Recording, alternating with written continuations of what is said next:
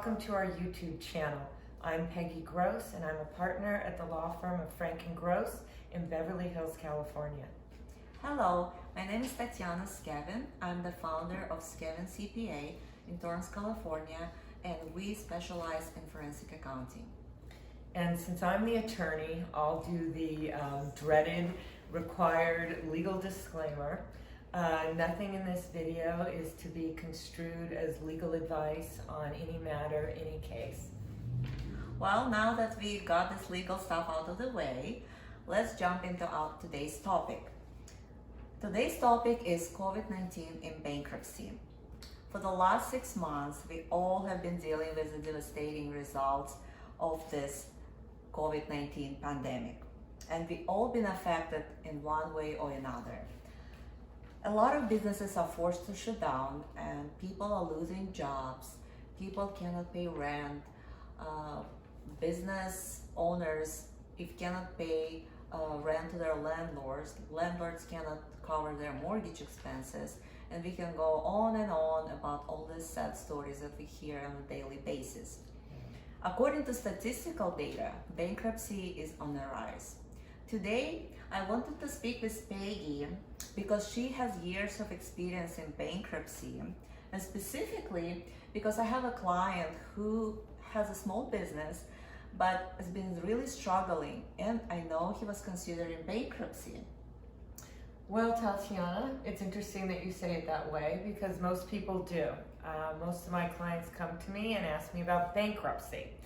But most people don't know that bankruptcy is an umbrella term.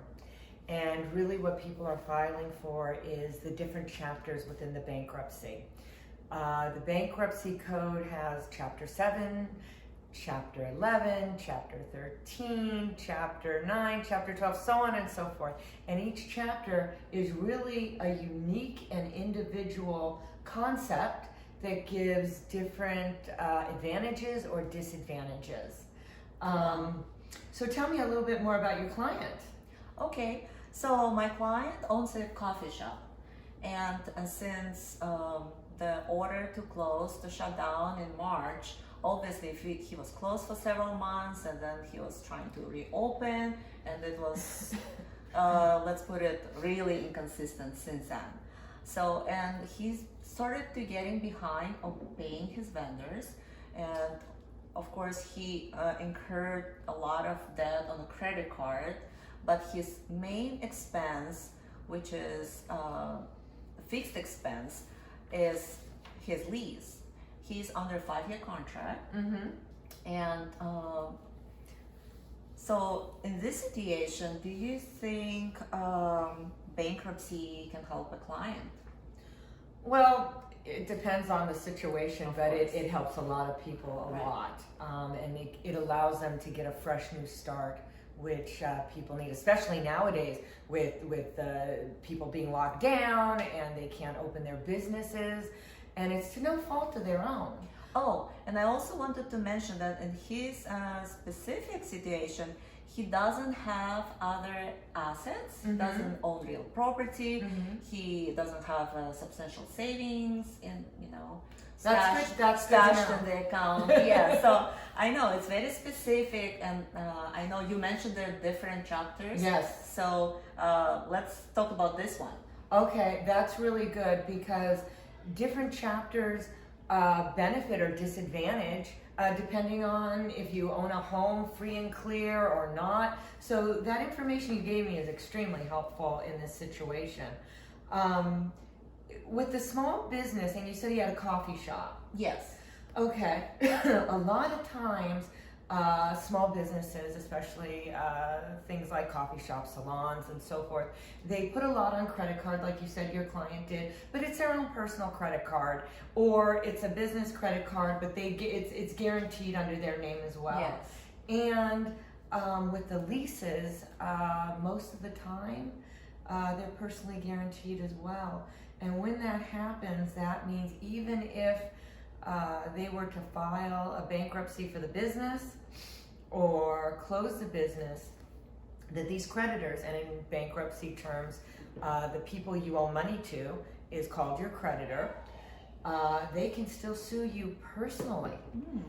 Go after your assets or any assets you can have so far into the future. So for this client, from what you're telling me, it might be best if he closed down the business, just close it down, and then file a personal Chapter 7 bankruptcy, because in a personal Chapter 7,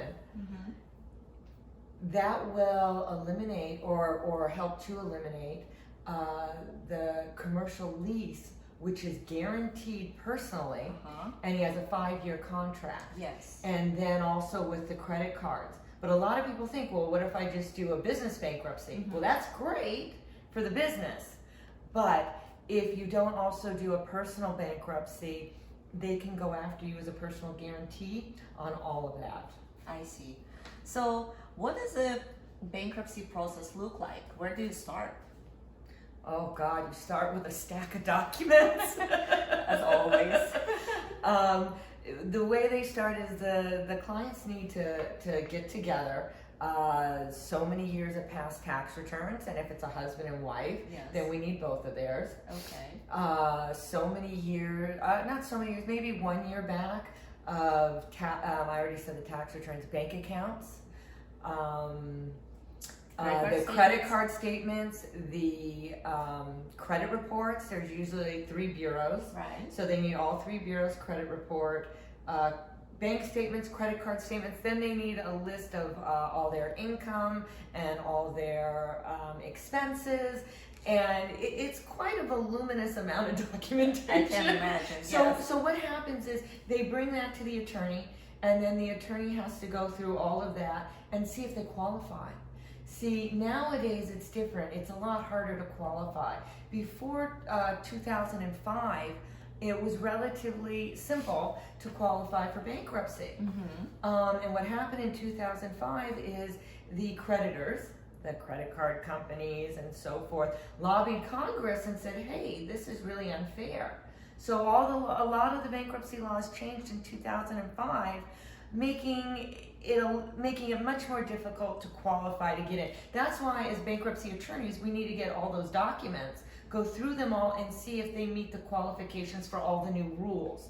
And then there's one, so they get in with that, and then once they're in with that, to go through it more, or do you have a question? It looks like you have a question. Well, so okay, let's say you went through the record. Sounds like that's the first step, right? Okay. You have to determine, is this client qualified? So let's say he does qualify. Okay. So what do you do next? Okay, once they qualify, which is a good thing for them. Yeah. Then with the dynamics you set up of this client, it sounds like it's a person. They're going to close down the business, the coffee shop. Right. It's a personal Chapter 7. We've gone through all their documents and they do qualify. The next step would be to file. So then you file with the courts, and the great thing with filing is if they're going to be sued by the credit cards, Okay. or they're being harassed by that landlord who wants their rent, which the landlord has a right to. I understand that as well. When you file what's called an automatic stay, the second you file, the courts automatically stay all lawsuits, all harassment, and it kind of gives a breathing space for everyone to sift things out. And then after that, the creditors, like the landlord, the vendors, the people that sell the coffee to the coffee shops, they have the opportunity to file a claim with the court to say what their debt is and what they believe they need to get paid, because the court listens to both sides. Right. And a trustee is assigned, and the trustee is kind of like a mediator between the creditor and the debtor. Right. And so after that, then the trustee holds something, usually a month after filing, called a 341A meeting of creditors. And it's like a little mini hearing. Okay. Sometimes it's in the courthouse, sometimes it's not. A judge isn't there, but the trustee is. and they'll go through the petition that you file, and the trustee will ask some questions to the debtor, and the attorney will be there to help facilitate. And then after that, you wait the amount of time, and then there's a discharge. And the discharge is a magic word in bankruptcy. Once you got your order of discharge, you can breathe and you can move forward with your life, and those debts are behind you. So that's kind of like the procedure generally. Now, each case there may be different things depending on how upset a creditor is, if it's a personal family member or something like that. But that's kind of the general basic steps. And how long does it usually take to go from filing to discharge? Well, I'd say in a Chapter 7, usually a few months. Now, it can vary depending on what's going on in your particular case, but usually around a few months is beginning to end. And that's a nice thing about a 7, is that it's kind of quick. And you can move forward. But like I said, it depends on your individual case and what's going on. But generally, it's pretty quick, a few months. I see. Are there any tips for, like, let's say, potential clients who want to file a bankruptcy, what to do during their stay? Well, you mean once the stay starts, or do you mean, or do you mean before anything they need to get ready? I guess both. Okay. Well, that's a good thing, because what's unique about a Chapter 7 bankruptcy is they need to stop using their credit cards for 90 days. So normally it's done for them because the credit cards kind of shut it down. But with a Chapter 7, it's just a rule, and that it's 90 days. Stop using your credit card and then file. And that was kind of set up, the reason behind it, so people don't decide to file bankruptcy and then say, I'm going to go on a shopping spree. They figure within 90 days, they know if they're going to do it or not. And so that was kind of the purpose behind that, a random number. But Okay, so can you tell us what other, like, general advantages, or if there are any disadvantages of filing the bankruptcy? Because it sounds like it's really a great deal for someone like my client. There's definitely a lot of advantages. Okay, the advantage is that you can break free of oppressive debt, like you were saying with COVID. Okay, people are losing their businesses through no fault of their own. And another thing is that it will stop lawsuits in their track. Once you file for bankruptcy, the automatic stay will stop lawsuits and things like that right in its track, and give you time to kind of work things out. So there are a lot of advantages to bankruptcy, and right now people are going so much that they really do need a fresh start. And was there any disadvantages? The 90 days having to not use your credit card, so that's 3 months. So you have to decide in advance. Well in advance. Wait that 3 months. So that's a disadvantage with the Chapter 7. That time about, I know I'm going to do it, wait the 3 months. But there's other chapters, like a 13. And that doesn't apply in a 13. I guess the other disadvantage is your credit is ruined, right? No, a lot of people think that. When you're losing your business and creditors are suing you and reporting to your credit bureau, it's already ruined. Okay? That's right. It's already ruined. So yes, a bankruptcy does ding your credit for a certain amount of time, but it's not, your credit's already ruined, and now it's just trying to move forward. But it's not ruined forever. Once you go through the process, in so many years, you can get those things taken off your credit report, and your credit gets cleaned up. So it's not forever.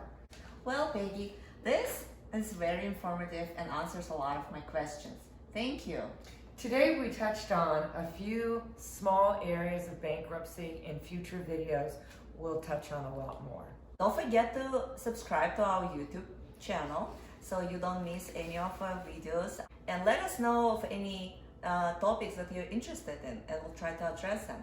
And if anyone has any questions they'd like us to talk to them about in private, Our information is located below this video.